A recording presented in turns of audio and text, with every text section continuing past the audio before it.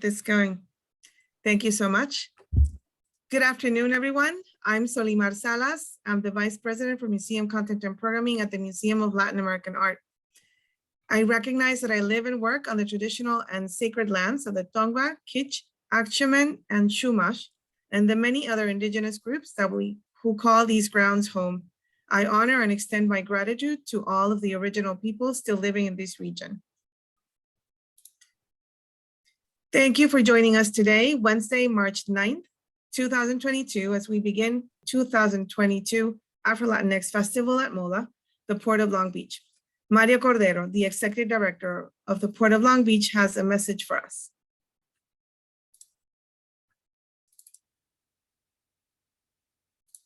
Hola, I'm Mario Cordero. It is my honor to welcome you to the Museum of Latin American Art's 2022 Afro Latinx Festival. The Port of Long Beach is a longtime support. Hola, I'm Mario Cordero. It is my honor to welcome you to the Museum of Latin American Art's 2022 Afro Latinx Festival. The Port of Long Beach is a longtime supporter of arts and education programs that bring a greater awareness and appreciation to our city's rich diversity.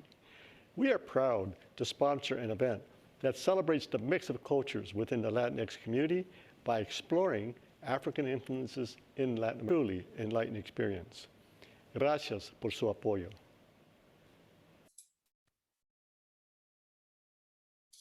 This series of conversations explore how grit, an attribute often given to the people who overcome obstacles, can serve as a tool to build agency. With a specific focus on creative expression, grit seeks to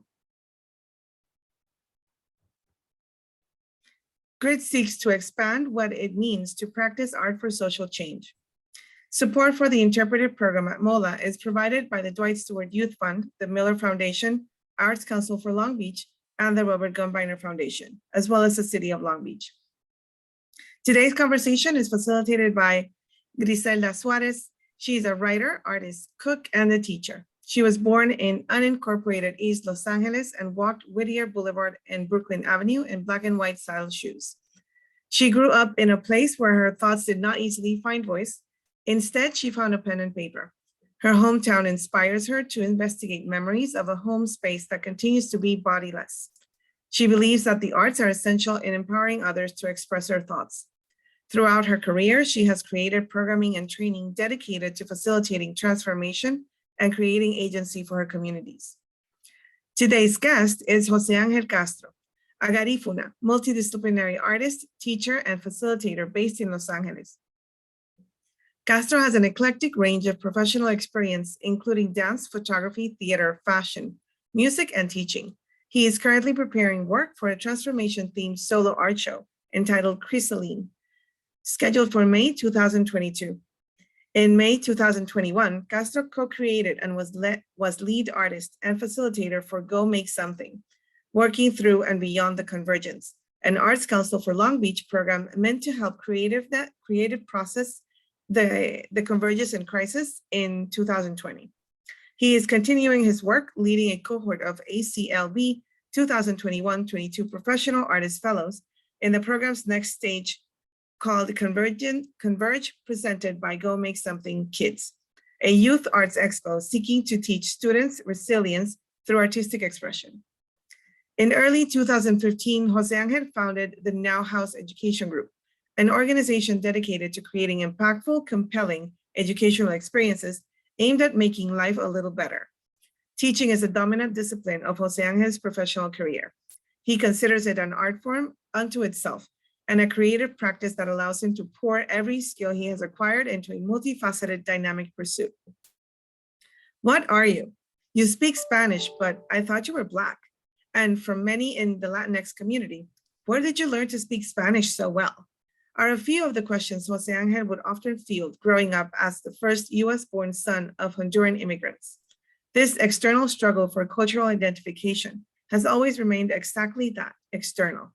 From an early age, Castro recognized his personal diversity as an opportunity to bridge gaps between his African-American and Afro-Latinx communities and to positively impact the lives of the people around him.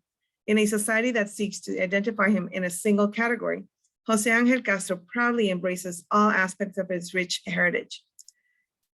Very honored to have both of you here today. For the audience, thank you again for joining us. Remember to drop any of the Q&A questions that you may have for later on in the session.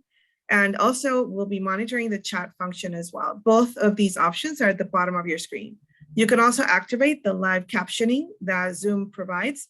So just a disclaimer to forgive any typos that Zoom may give you. Thank you so much. And Griselda, the mic is yours.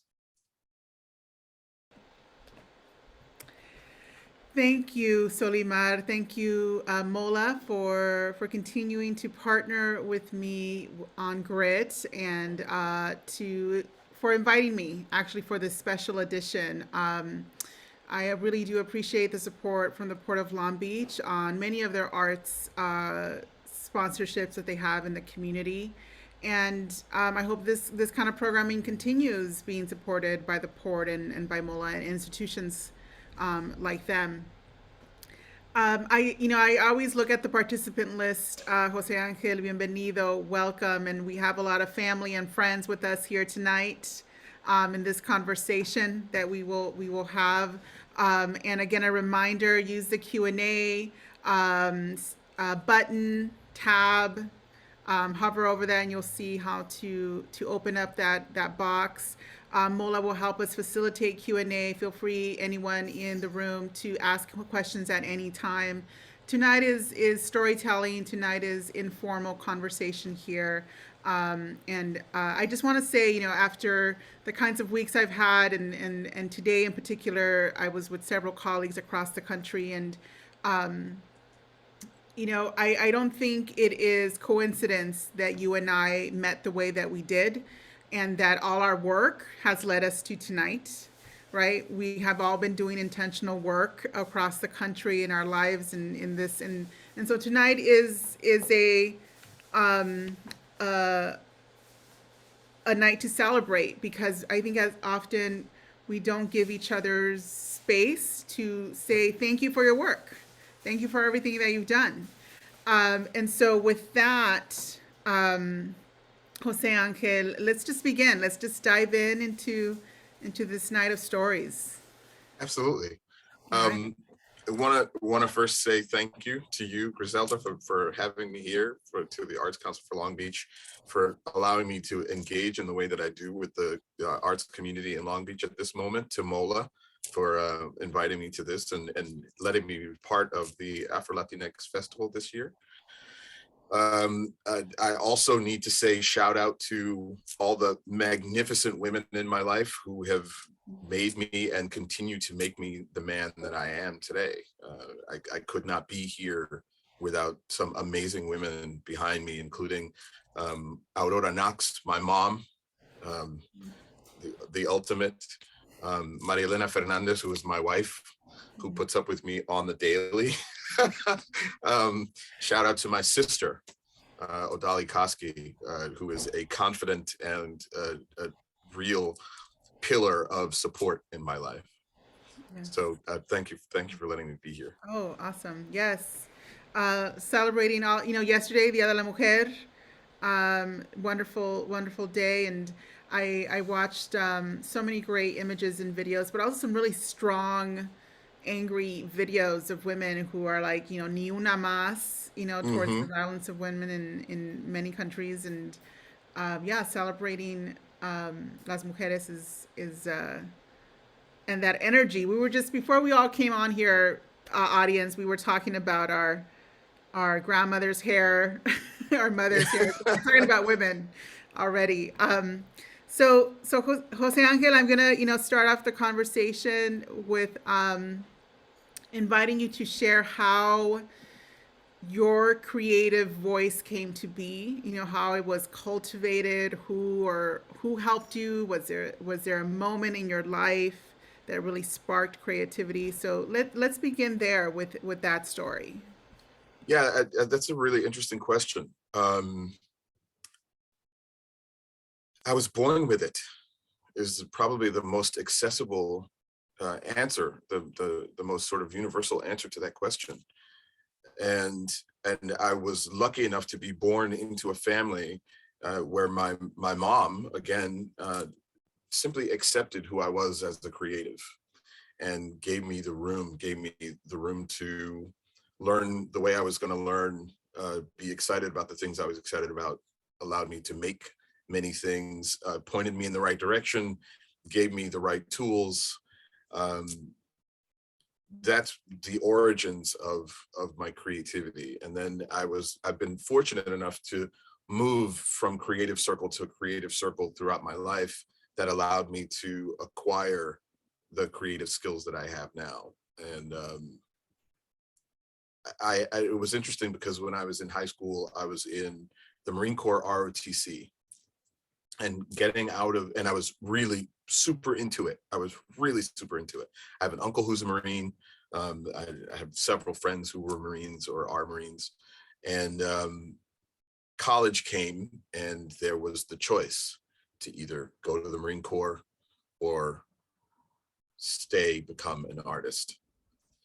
And it was, I still think of that choice to this day. And I feel like I chose right, but I still have so much room in my heart for the Marine Corps. But that was a big pivotal moment for me in actually deliberately choosing a creative life. Was there someone who helped you make that decision? Were there something pulling you more than the other? You know, I think I was engaged. I was so engaged in my creative life at that moment. And that was in my hometown of New Orleans, Louisiana. And I was engaged in musical theater, which is a huge love of mine, remains a huge love of mine to this very day. And I was at the point where I was in town, I was getting to do productions in town that were, bigger, more complex. I was getting better roles. And it was that feeling was such I always describe it as the best feeling being a performer for me was that moment. It's a maybe 5-minute moment when the orchestra starts to play the overture and you're waiting to get on stage. There's that beautiful anticipation. There was such a satisfying feeling in that, right? So it was, which of those things brought me more satisfaction? And it was at 18 or 19, it was a decision that I had to make on my own. Nobody else could make that decision for me. So I chose. And I chose my creativity, and I think I'm better for it. Yeah. So, can you share more about New Orleans? How was it growing up in New Orleans? Yeah, I'm curious. It's funny because I have to go kind of in reverse, because now at this age, having moved around as much as I did, I now have such a deep appreciation and nostalgia for New Orleans. And New Orleans shaped me as a creative person, as an artist. Being involved in musical theater, being involved in music, in singing, just the pulse of the city itself as a creative center shaped everything about who I was going to be as an artist. There's another really important aspect in my education. I had a teacher in 7th grade named Melanie Boulay. And she was, what I now know is that at the time she was very young for an elementary school teacher. She was very young. And she saw who I was.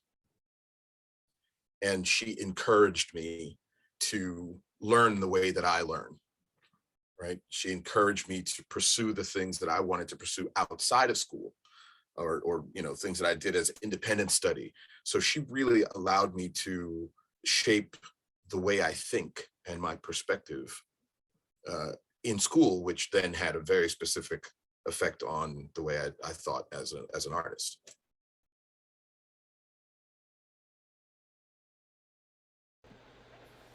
And so it's interesting how you say, like, now you see the impact New Orleans had. Mhm. There's a phrase that I often go to in my family about how the belly button always wants to return to its crib, right? And Yeah, so there's a yeah. practice of like burying, like you bury the belly button in the Mhm. land, right? So that just reminded me of that, like, oh, there's something pulling you there. Yeah, Yeah, yeah, an energy, the force, this the spirituality sense of it is, yeah, yeah. yeah, very much so. Very Didn't much you so. recently take a trip there? Um, when was the last time I was in New Orleans? Yeah, when I took a trip, my wife and I took a trip across the country uh, during the holidays, Mm. and we took a road trip, which was really cool. So we drove from California. Basically, we drove from California to Miami with New Orleans in between, and Okay. it was a really nice trip. Yeah, it was a really nice trip. Um, so how does it sounds like you moved to different places. You moved Hmm. around a lot, right? Yeah. So how do you see is your work tied to a geography, or like is there a location to your work, or do you take all these places with you in your artwork and your creativity? I think that everything is cumulative. Mm, And that's a very interesting question because I've kind of thought about that, mm, but I've always felt like home is where I am, mm. Okay. and therefore the seat of my creativity is where I happen to be at that time, and nothing is subtracted.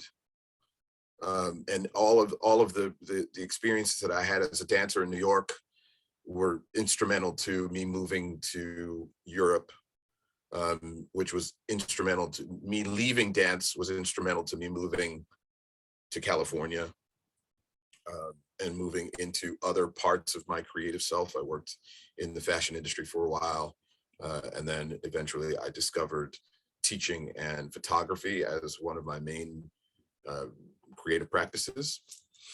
Uh, and I think that perspective has enriched every subsequent experience because I've fully tried to bring all of the old experience with me. As an artist, I think that saying that you should pick one thing, you should choose one thing. I think of it as, and people say you can't have everything. I think of it as you can't have everything at once. But you should be pouring what you have from before into what you're doing now. And I also believe that as an artist,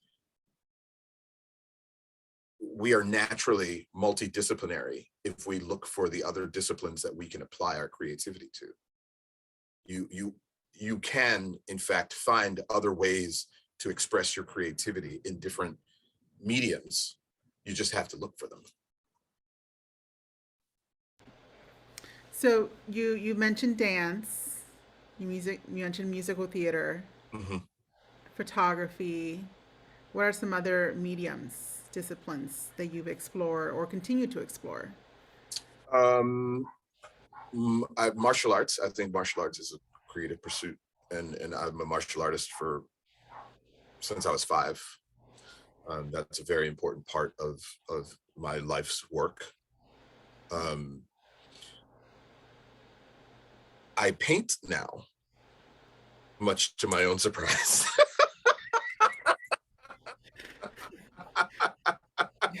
This new body of work that I've been working on, I'm working towards the show, as was mentioned in the bio. I'm working towards the show, and I had a feeling about being able to paint and exploring painting. Mm. And it's funny that you say that because it is the accumulation of other skills that are allowing me to express myself in painting. So I use a method of movement that allows me to apply paint to canvas. And then what I'm seeing is a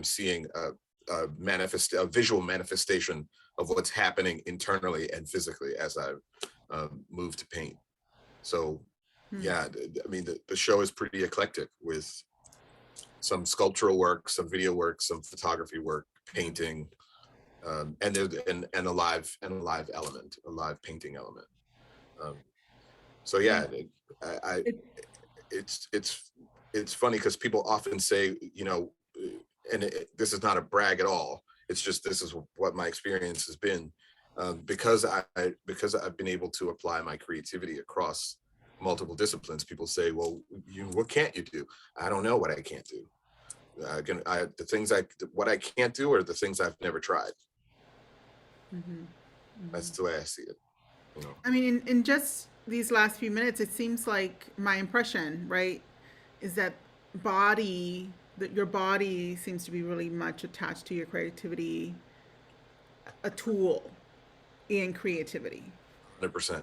Okay. I would say that I would probably venture to say that it is the primary tool. Okay. And I've never said that before. I'm saying that for the first time, but that's absolutely true. I haven't consciously seen it that way, but that's true. Yeah, that's cool. Yeah. Discoveries, man. Thank you so much. Including your body in the conversation. Radical inclusion here. Yes. Yeah. You know, it's you wild. and I we've been having meetings, right? So I'll talk about those projects in just a little bit. But one of the things that you shared with me is you were really excited for this kind of series that MOLA and G.R.I.T and, you know, we're working on here, of highlighting Afro Latinx communities. Can you share a little bit about that excitement that you have? Excuse me. It had me nervous all day, actually. Nervous from excitement, you know, mainly because we don't see very much representation for people of the African diaspora throughout Latin America, and it's an interesting thing. It's this interesting sort of paradoxical thing, because we exist throughout Latin America. Throughout all of the Americas, we exist. But so often people don't know we're there. We have influenced so much of Latin culture. In the music, everybody's got drums. The drums come from the African diaspora, right? Everybody's got these things. And I don't say that in any way bitterly. I find it fascinating that so often, you know, my wife and I vacation a lot in South America. And so often, my non-Black Latinx brothers and sisters will say things like, why do you speak Spanish so well? Or why is your name Jose Angel Castro? People will ask me if that's a stage name. It's super interesting. It's super interesting. So for me coming here tonight, the stakes are really high, because I feel like I'm out to represent us.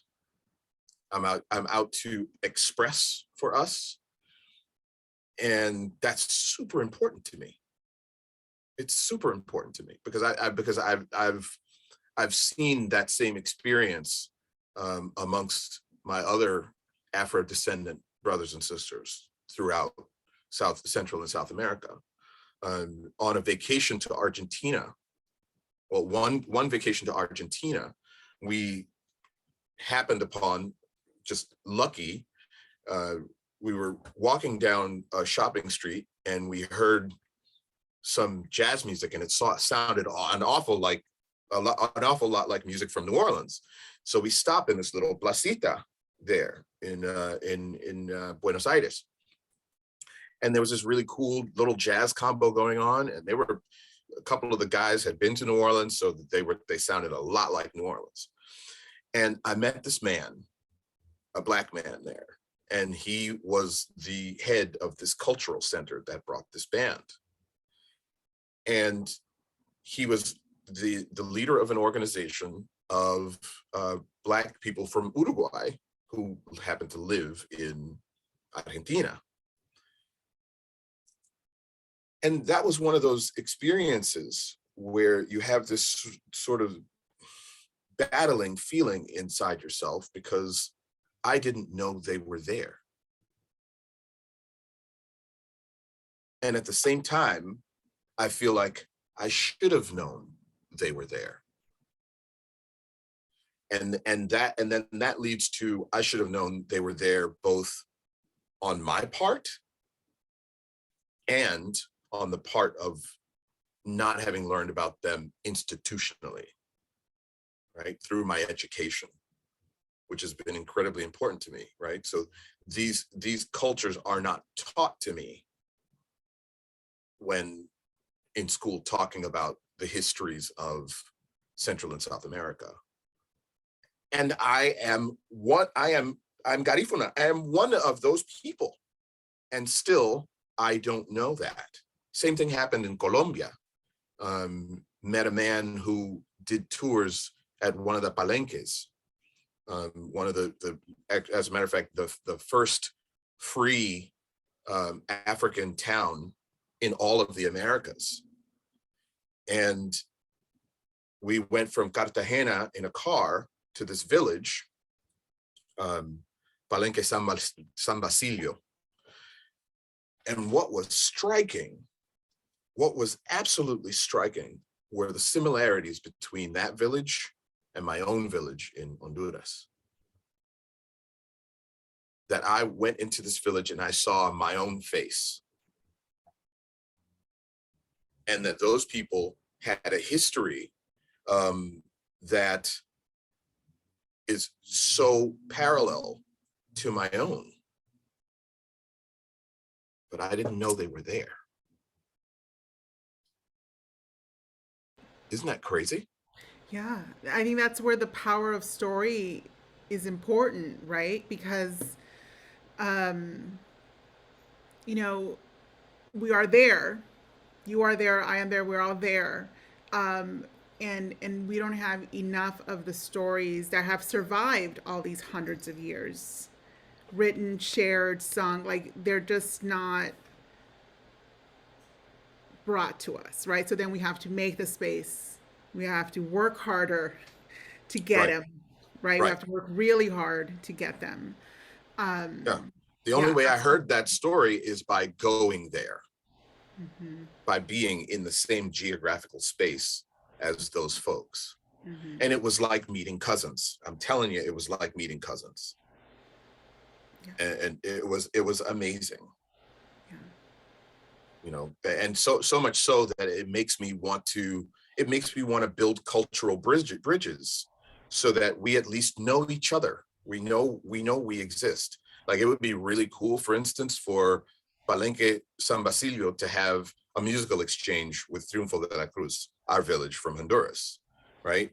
Two different sets of drum traditions, because two different sets of lineage, of heritage, but parallels. So it would be really cool to see what happens when you bring those two communities together musically, right? There's something really wonderful about that, and I wish that everybody was taught that more. I wish I saw myself more in the world, and that's what makes having conversations like this with you so incredibly important to me. It is about having those conversations about the creative force within you, creating the spaces, creating the opportunities, creating the stories, and the work with others, right? To work with others to get to those stories. That's why I really seriously meant with what I started, that we both have been working hard to get to this moment. Yes, absolutely. Absolutely. Yeah. And so, one of the questions I always ask is about our work locally and globally, and you just put out there in the world something that you would love to see happen, right? Maybe this kind of exchange. Mhm. What other kind of work locally are you doing? What kind of impact do you see your work having in the community? I think that all of it begins with the personal. For me, it's what work am I doing in here and in here that can then radiate outward. Because I think the only operative thing for me personally is contribution. So what can I do to positively and productively influence the world around me? And I'm just talking about my world, right? I'm not necessarily talking about the whole world. I'm just talking about my world. And that starts with, where am I? Like, what am I doing? And I think that's, part of the work, all of the work that I've been doing, whether it's as a teacher or as an artist, has been around the theme of transformation, around the theme of healing. And a huge part of that is doing that work myself. And then as I find and discover things about me that work universally, expressing that outward. And things like Go Make Something, for me, that project, it's so near and dear to my heart, because that's work that I do and had to do for myself, which is, what are we dealing with right now as creatives? And how do we use our creativity, one, to cope, and two, to tell that story? Right? Yeah, yes. And thank you for bringing up Go Make Something. Go Make Something it continues to be a project through the Arts Council with support from various other councils like the California Arts Council, the National Endowment for the Arts. But it came from a moment in 2020, 2021, when we were all needing some light, right? We were all needing an answer, some guidance, a purpose. And so I love how you, and as the lead artist and other artists, and by the way, Regina Black is here with us and Ryan Hoyle is here with us. They're participating. They're also our fellows for this program. I love them people, man. I love them people. That one of the answers is to create, to go make something in response to everything we witnessed. Yeah. And personally, when I look at that through all my lenses, as an instructor, as an academic, as a creative person myself, I think of just what's in the core of me, where all so many years of destruction, and so the answer is construction. Go make something. Yeah, and it works in a couple of really key contexts, and that is, we're dealing with stuff we've never dealt with before. So we don't know how we're necessarily going to feel from minute to minute. We find ourselves almost schizophrenic in the way that we're walking through the world. It's extremely momentary. We can't really make plans for a year from now. So we need mechanisms to cope. And what Go Make Something was born out of was utilizing our creativity for resilience. And there was loads of evidence for that during lockdowns, when people were going to find cooking classes online, or going to learn how to play the harmonica online, or even watching Netflix, even sharing in somebody else's creativity. But what we were trying to do is, and what we are trying to do now with the kids too, is trying to get people to deliberately pivot to their creativity as a means of resilience.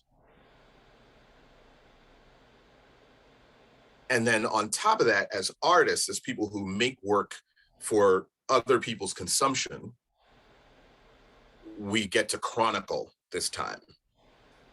in our own individual ways, we get to tell people, okay, this is what happened. Whether it's to the world or to me personally, this is what happened.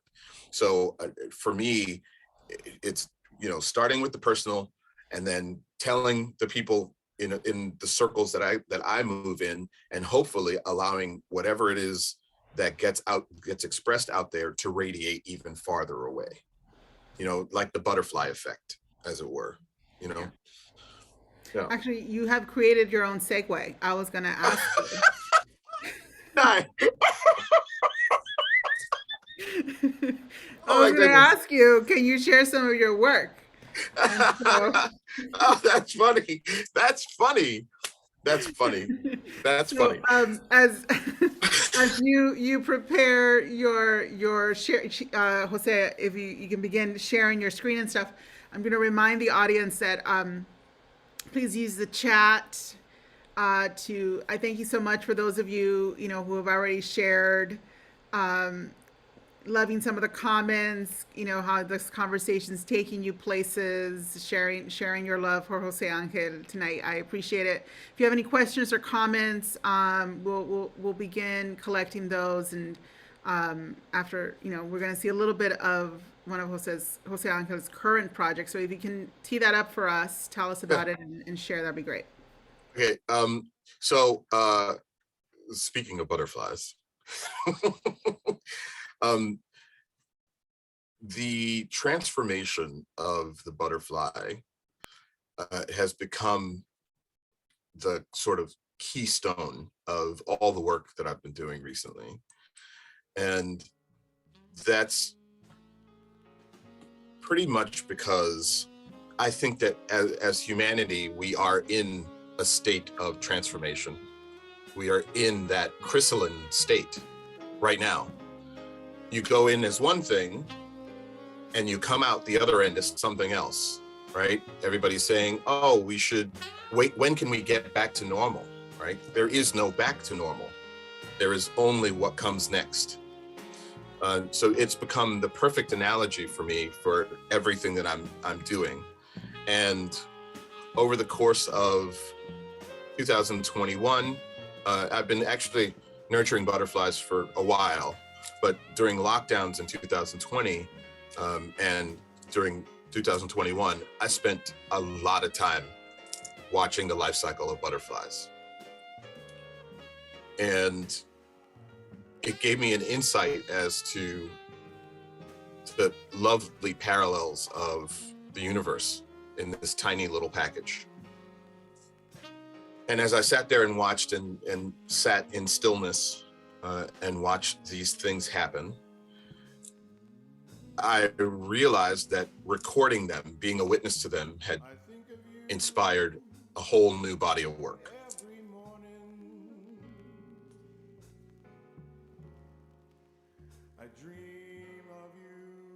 And it was really amazing, the feeling of being compelled to stillness. And I'm building this show around an invitation for people to be still and witness something that is extraordinary.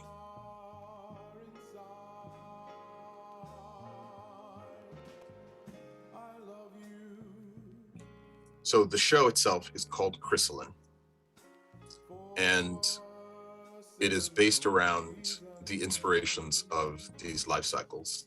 It will include some video projections. It will include photography. It will include painting, some sculptural pieces, and live painting performance. Which is interesting because I left dance long ago, but this gives me a chance to sort of revisit that part of myself. We just got the actual date yesterday, and it's going to be on June 4th at Loiter Galleries. Yeah, June 4th, Saturday, June 4th is going to be the opening. It's going to run for 30 days. And in between that 30 days, another cool aspect of it is I'm an educator. And it was decided that we would do these artist talks that would bring people to the gallery. They could see the work. They could hear some of the stories of the process, and learn something beautiful about butterflies along the way as well. Yeah. Thank you so much for sharing that. That was beautiful. How did you capture this? Like, what did you physically do to capture this? I physically, I keep mentioning my wife and all the things she puts up with on a regular basis, because it's true. I'm a big old nerd. This is Is it Maria Elena? Maria Elena, Maria yeah. Elena, Maria Elena. shout out to Maria Elena. Shout out to Maria Elena again. This was me sitting on a piece of wood in front of a habitat, in front of milkweed plants, being a witness, using this as a means of meditation. That's the fascinating thing for me about this body of work, is that there's so many facets to it, that again, start with what I witnessed. And the show is about trying to allow other people to experience that same thing in a gallery. So I sat mostly on a block of wood, on the ground, with various cameras. I have my regular cell phone. I have an old cell phone that never got tossed away, and I use that for video. I use my regular cell phone for video and for photographs. I shot with my Nikon DSLR. I also did some audio recordings. I did a small, I don't know if you would call it a series. I suppose it would be called a series. I did a little bit of lives on Facebook, and I called that the Chronicles of the Monarchy. And that was that segment. And then when it turned over from monarch butterflies to swallowtail butterflies, I then converted the series to the swallowtails, TALES. And that was just also about witnessing and just bringing people into that witnessing process. So I didn't intend for this to be a body of work.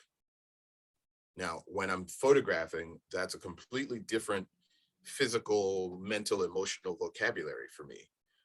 So I'm taking lots of photographs, lots of detailed photographs.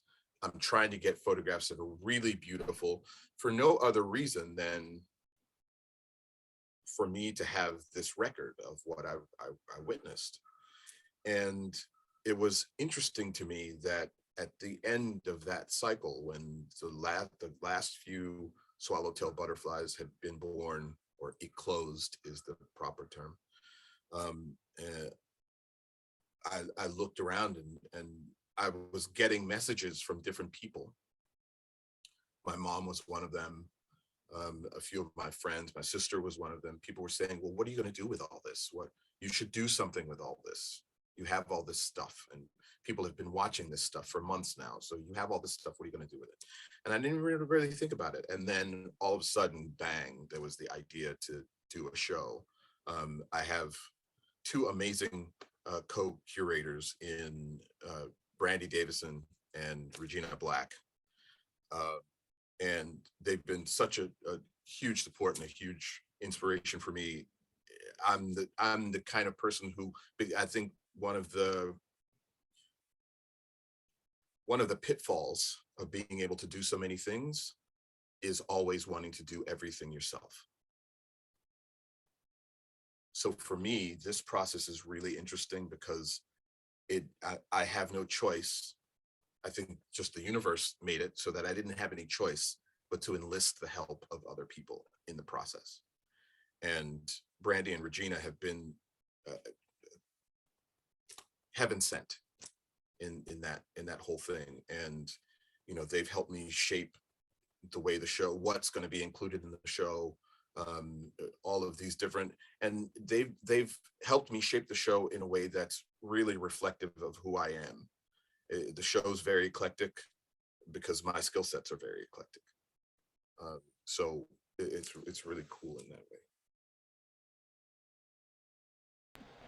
All right, so June 4th.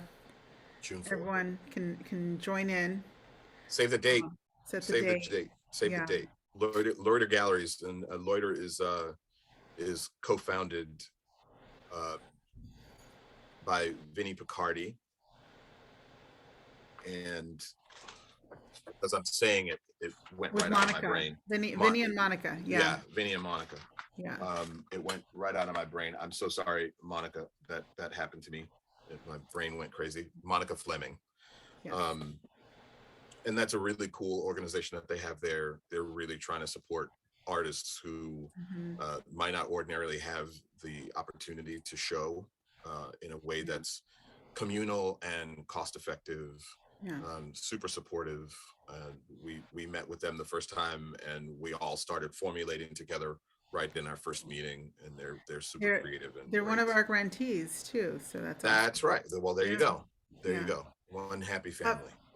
And so, did you do this compelled? Were you compelled to stillness every day with these cameras and the butterflies? I would say every day. I would say multiple times a day, because one of the things that during lockdowns, one of the things this was also how Go Make Something came to be, because one of the things that I did for myself right when I started to hear about COVID and all the lockdowns were coming and it started to grow, I had this feeling of what we were going to be confronted with. I didn't know the particulars of it, but I thought it was going to be something big. And I made this agreement with myself that I didn't have to hold to any single thing all the time. If I was feeling weird, go make something, go do something. It didn't matter. It didn't matter whether it was something I was going to show to anybody. It didn't matter if it was something I'd ever done before. None of that mattered. What mattered was that I used stuff to be able to shift my mood, right? Because I'm an artist. Artists are super moody. I don't know if anybody knows that, but it gave me an outlet to be meditative while also doing something. Okay. So I once said that I had spent hours doing it, and again, Maria Elena corrected me to say I had spent days doing it, and it was true. I was like months even, because during the lockdowns you had your work to do that you could do at home, whatever, but also timelines were so weird and shifted, and I was teaching and I couldn't teach at the time. And, so there was a lot of that, and you couldn't let yourself have too much downtime. So whenever I was feeling something and I needed some way to sort of redirect, I would go and sit with the butterflies.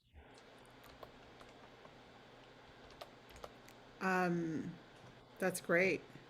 One of my, one of the quotes I go to as a writer, there's a Walter Mosley wrote a short article for writers, giving tips to writers, and one of them was, you got to train yourself to sit down. Yeah.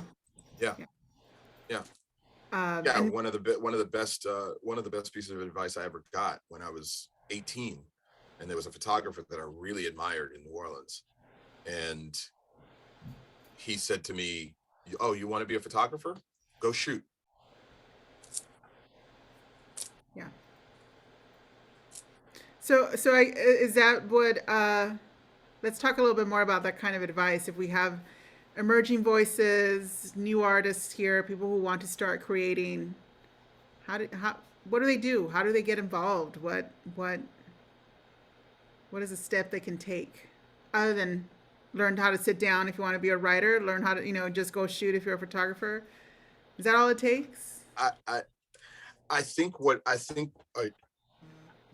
if I'm pressed to give an answer to that, one is go make something, right? Practice. Be in your practice as much as humanly possible. And sometimes you have to practice finding a practice. You have to practice until you find exactly that sort of wheelhouse that you're going to have within that discipline. The other thing I think is to embrace the mundane, embrace the things that are going to help you show your work to other people.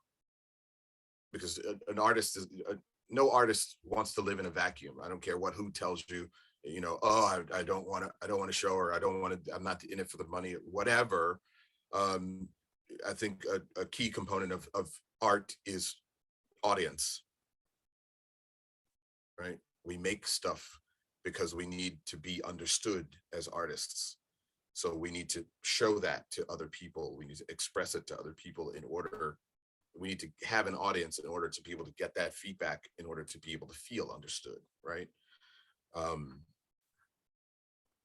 So practice and embracing the mundane meaning don't leave the business side of your practice to another person without understanding what that is, right? I mean, to be an artist, I think, is to be resilient. To be an artist is to be uncomfortable all the time. And to be an artist, to create, is like drinking water. That's not the part that is hard. That's not the hard part.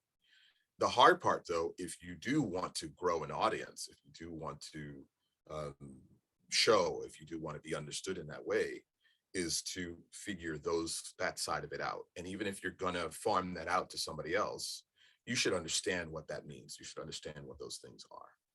I think that's really important. And the third thing is, don't be deterred. Lots of people are going to tell you not to do what it is you're doing. Lots of people are going to say, that's too hard, or that's not going to work, or you'll never make money at that. And sometimes that making money ain't the point.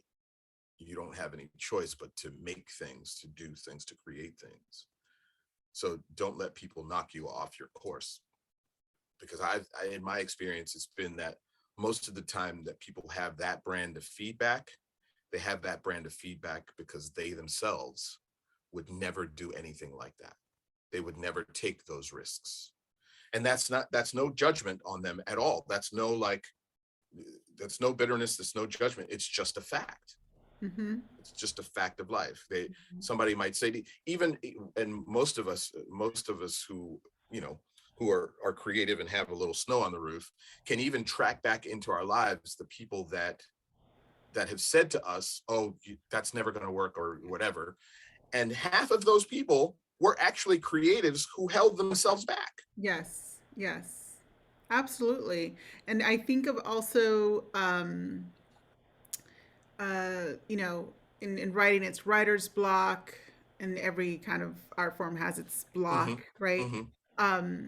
But I think often that the creativity in those folks is strong, but some either fear, confusion, some sort of freezing energy is holding that back, right? And meanwhile, folks who can unlock it a little bit are trying to decipher it all, even for them, even for that mm-hmm. person who feels a little locked. Yeah. We're trying to decipher it for them. Yeah. All right, it is definitely Q&A time. We're going to keep talking, but it's definitely Q&A time, comment time from our audience members, our familia that's here tonight with us. If you want to talk about the video, if you want anything you would like to share with us, please use the chat or the Q&A, and we will answer. I will pose the questions to Jose Angel. All right. So I hear a lot of Go Make Something Kids in the works right now for you. You have the show on June 4th. Do you go about the scheduling of projects kind of organically and seeing what comes up, or are you like planned ahead? Are you the kind of artist that's like, okay, this next winter season I'm going to do this? Do you plan it all out? I'm an opportunist. So a lot of things happen really organically. I do have a couple of things on my plate that are long-term projects, things that require planning. But then, you know, things happen. I meet you, for instance, and that leads to this thing or that person or the other person, and then a project crops up. I do prioritize, though. I at this point in my life, I realize that it's counterproductive for me to just dive into something without evaluating whether or not it's really valuable enough to prioritize at this moment. Okay. I do have sort of a general heading with the things that I want to do, and if it doesn't fit that heading, then I won't do it. Okay. Okay. Yeah. And it took a long time to get to there. Yeah. Because I you know, like many artists and creatives, I would like, oh, shiny thing over there. Oh, wait, shiny thing over there. Oh, wait, Yeah. shiny thing. And I still have those in my vision. It's just I don't succumb to them as easily now. Okay. All right, we have some questions here. So you mentioned that there would be sculptures in your exhibition coming up. Can you go into more detail about them? What kind of sculptures do you For the most part, they're manifesting as chrysalises. And there's we were talking about gray hair earlier. There's a really interesting thing about that, because that's another avenue that I've never really explored, and I felt like it was in my hands somehow, right? So all of the skills that I've acquired over time are now sort of coming to bear. I'm deploying them in a different way. So I'm making these sculptural pieces that are related to the chrysalis in one way or another. Mind you, one of the things that I thought, it's not interesting for me to make a chrysalis sculpture that looks exactly like the chrysalis on the plant that I see outside. So the way that they're starting to come out is each chrysalis represents an imaginary butterfly. And one of the things I'd like to do for the show is engage the audience for them to show me what that imaginary butterfly looks like to them. Yeah. All right. There's another question about your artwork. Are there any aspects of Garifuna heritage that you utilize in your artwork? Ooh, girl. Okay. So it's not going to be a conventional answer. And forgive me if I get emotional about it. I feel my ancestry in every single thing I am making right now. I see my mother's hands when I make things. I feel like my grandmother is looking over my shoulder when I make things. So what am I applying? I'm applying my lineage to my work. And what's interesting is that the result is surprising me, because some things are coming out that very much remind me of many of our cultural symbols. But I'm not doing that deliberately. I'm not doing that consciously. But this, I don't know, it's part of what makes it exciting and scary at the same time, because I'm finding my hands assembling things in a way that I've never done them before, but they feel familiar. I'll give you an example. Okay, so making these chrysalis sculptures, and the sculpture itself has a base of, I like to use a lot of stuff that already is around. So Regina says that my work is sustainable. I don't think of it that way, but I suppose it is. So the base of this thing is a wire hanger. And as a matter of fact, the first the first frame that I made, I happened to be talking to Regina right before I made it. Okay, so I take this wire hanger and I begin to manipulate it to make it look like the sort of shape. And then I stuff that with paper, then I cover that in fabric. And then I decided I wanted to make the outside a shell. So then I started looking for mediums to do that with, all kinds of clay, all kinds of whatever. And I finally came to paper mache clay. Got the recipe off YouTube. Ultimate paper mache. I'm going to give her a plug because she makes this really cool stuff. So there's this recipe for paper mache clay. It's paper based with glue and with the spackle that you use for drywalling and some flour. So I'm making this stuff. And at one point you make it and you get it to the right texture, and then you start to knead it with your hands. This is what I'm talking about. I start making this stuff and it looks and feels to me like the masa, the mix for tortillas that we make at home. 3 women taught me to make tortillas: my mother, my sister, and my grandmother. Okay. So as I'm making this stuff and I get to the point where I have to knead it with my hands, if I were to next to it make some tortilla masa, you would not be able to tell the difference between the two things. And this is something that I'm utilizing in a process that I'm essentially making for myself as I'm going along. But you can feel the life, you can feel all of that energy of the support beams of my family and my family line and my ancestry as I go, right? Mm-hmm. As I'm making this clay, I'm feeling, I'm all by myself. I'm practically crying, and I'm feeling that my great-great-grandmother or my great-great-great-uncle did this exact same thing 100 years ago. Right.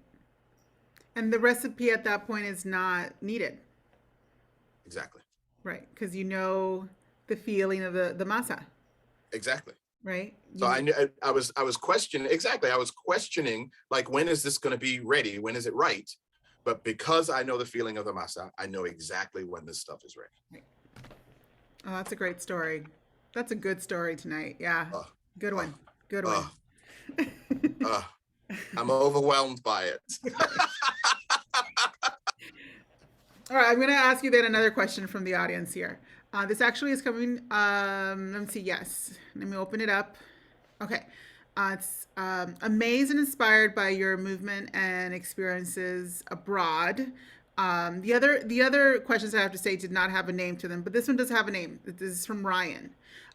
Can you speak to what brought you to Long Beach and thoughts and impressions about the arts community here? Oh, cool. I was teaching my Najas education group, the organization that I made to create compelling learning experiences for grownups. In 2020, I wasn't teaching, everything had kind of collapsed, and I wanted to figure out a way to move my teaching to this kind of forum, virtual. And so I started this course called Life Master. And I was doing all of these introductory classes to this course alongside with doing some meetings with young people around everything that happened with George Floyd and that whole social movement and the whole social movement. Cut to doing a workshop that was based in Life Master for this other thing. I met Cynthia Lujan. She came to one of my events. And after we met, she was like, it's really important for me for virtual space to feel as compelling as IRL. really important to me. So I was trying to figure out, okay, how do I do that? That's why I use music the way that I do, because it brings people into the space. You know, it kind of like everybody understands what's happening there, sets a mood, gives us a vibe. So I met Cynthia, and Cynthia said, I'm thinking of this thing. I work with Arts Council for Long Beach, and I think it would be good if you were involved in it. So she and I got together. We started working on Go Make Something. Now I'm working in Long Beach. I'm working with Arts Council for Long Beach. I'm seeing this really beautiful, vibrant, burgeoning art scene. I'm there seeing a lot of talent, and